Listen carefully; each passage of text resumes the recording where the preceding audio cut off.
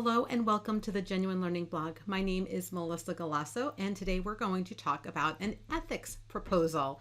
So the Professional Ethics Executive Committee, or PEEC, has proposed a revision to the ethics rules regarding loans, acquisitions, and other transactions.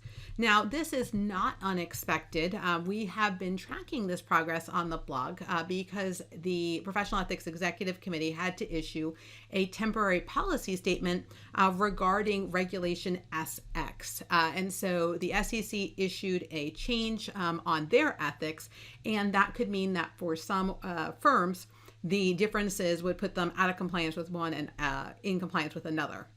And so as a result, they put out a temporary enforcement policy that said so long as you're following one or the other, that you would be deemed to be in compliance with the professional ethics for the AICPA.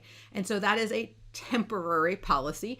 They said that they were going to look at the changes in the SEC changes and see what they wanted to do in terms of convergence. So this was issued on October 5th, 2021. Comments are due January 5th, 2022. I'm starting to see that number pop up more and more. So again, it is an SEC convergence item to make it more consistent between the ethics standards of the AICPA and the ethics standards of the AICPA.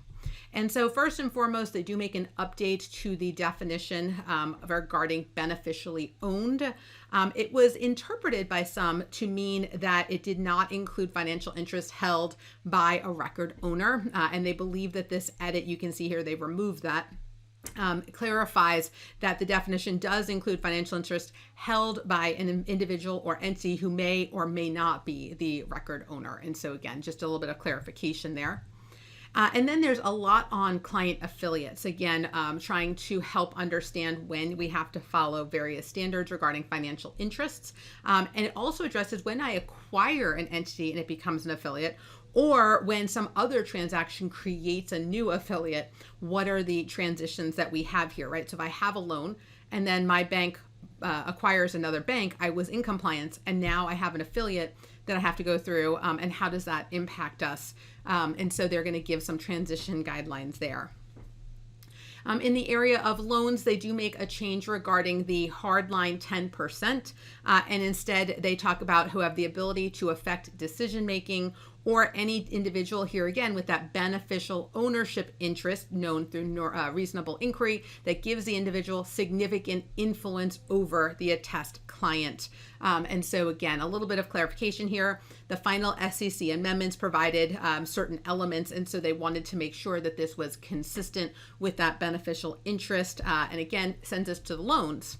Now, in this scenario, they do make a couple of big changes here in you can see that 10% removal. But what's more interesting is in the section on home mortgages, other secured loans, and immaterial unsecured loans and student loans. So you can see first off, they changed the title. Then they also added that paragraphing there to talk about how this works out. And this really came out because of student loans, right? As we all probably are aware, it's not inexpensive to go to college and university these days. And you take out those student loans well before you get your first job. And so whoever is holding your loans at that point in time, those are the loans that you have. And so the SEC wanted to make it a little bit easier here for individuals who have student loans, who have obviously entered into them well before they ever gotten started. They also did not decide to define what student loans were allowed to pay for. For example, it didn't talk about, well, whether it was for tuition or room and board or books. It just said any student loan. And it doesn't provide a materiality threshold. So you can see here that they kind of made some big modifications to the titling of this. And then you can see here that one of the biggest things that they do is they basically change it to say that they would permit student loans from a test client that is a lending institution if the student loan was obtained prior to becoming a covered member or the immediate family member prior to becoming a covered member. So again, even if this is a child or a family member within the spouse, for example, the student loan was obtained under the normal lending procedures, terms, and requirements, and then the student loan is kept current, and there are no changes to the terms of the student loan. So you can kind of see here that they made some pretty big modifications. They took out that, again, some of the key elements in the language regarding materiality, and just kind of kept it as we know student loans are expensive. And so as we go through this, I think they tried to clean this up and make it a little bit more interesting.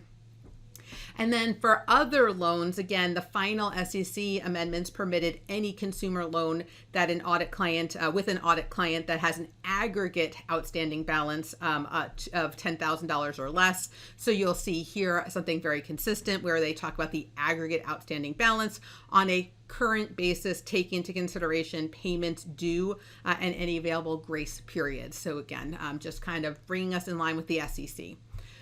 Because this is already effective for the SEC, they technically could have made it, implemented upon issuance, but they did not. Thankfully, they decided that there are a lot of entities who are not subject to the SEC amendments and might need time to evaluate this and implement it, put it into their work, etc. And so they're going to make it effective. The proposed date is 3 months after it's published in the Journal of Accountancy. Again, the Journal of Accountancy is how they announce new ethics standards, and so this would be their time period, 3 months basically, to implement. Early implementation would be allowed, especially for those who are already following the SEC policy.